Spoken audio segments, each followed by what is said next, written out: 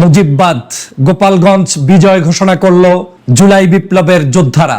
বাংলাদেশের অন্যতম একটি জায়গা যেখানে গোপালগঞ্জে জন্মগ্রহণ করেছিলেন শেখ হাসিনা, যিনি বাংলাদেশের ফ্যাসিবাদ চালু করেছিলেন, বাংলাদেশের রাজনীতিকে কলুষিত করেছিলেন, সেই জায়গায় এখন ধূপধাপ চলছে।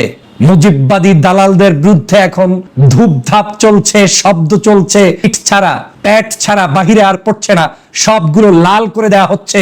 বিজয় হয়েছে জুলাই বিপ্লবীদের, বিজয় হয়েছে সার্জিস, হাসনাত এবং আজকের এই নাহিদদের, বিজয় হয়েছে সাধারণ শিক্ষার্থীদের, বিজয় হয়েছে যারা জুলাইতে আন্দোলনের সংগ্রামে নেতৃত্ব দিয়ে দেশকে আজকের হাসিনা মুক্ত করেছিলেন তাদের।